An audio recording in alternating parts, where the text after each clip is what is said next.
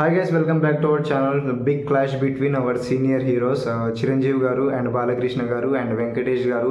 ఇది అయ్యే ఛాన్సెస్ అనేది ఉన్నట్టయితే తెలుస్తుంది. యాజ్ ఆఫ్ నో వాళ్ళకు ఉన్నటువంటి ప్రాజెక్ట్స్ వలన అండ్ రిలీజ్ డేట్స్ వలన. ఎందుకంటే చిరంజీవి గారి సినిమాలు అండ్ బాలకృష్ణ గారి సినిమాలు దాంతోపాటు వెంకీ మామ సినిమాలు ఎక్కువగా పండుగలకైతే రిలీజ్ అవుతాయి హాలిడేస్లో. సో వాళ్ళ సినిమాలు రిలీజ్ అయితేనే ఒక పండుగలాగా ఉంటుంది. అండ్ ఎవరి సినిమాలు రిలీజ్ అయినా అవ్వకపోయినా వెంకీ మామ సినిమాలు అయితే పండుగలకి సంక్రాంతికి ఖచ్చితంగా ఉంటాయి. సో లాస్ట్ టైం కూడా మనకు 2019లో చిరంజీవి గారు అండ్ బాలకృష్ణ గారు అయితే క్లాష్ అవ్వడం జరిగింది. Gautamiputra Satakarni and Khaidi number 150.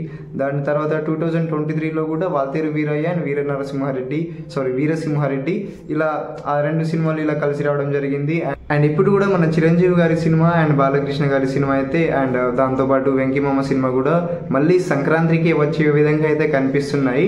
ఎందుకంటే చిరంజీవి గారి విశ్వంబర సినిమా అయితే షూటింగ్ స్టార్ట్ అవ్వగానే చెప్పేశారు మేము January 10కి వస్తున్నాం అనేసి. అండ్ మన బాలకృష్ణ గారి సినిమా కూడా ఇప్పటికైతే షూటింగ్ వాయిదా నడుస్తుంది. అండ్ ఈ సినిమా నవంబర్ టు డిసెంబర్ వచ్చే ఛాన్సెస్ అనేది ఉండే, బట్ నవంబర్ వరకు షూటింగ్ కంప్లీట్ అవ్వకపోయేసరికి దీంట్లో మనకు డిసెంబర్లో అయితే ఇలాగ పుష్ప అండ్ గేమ్ చేంజర్ సినిమాలు ఉన్నాయి కాబట్టి అప్పటికి వచ్చే ఛాన్సెస్ లేదు.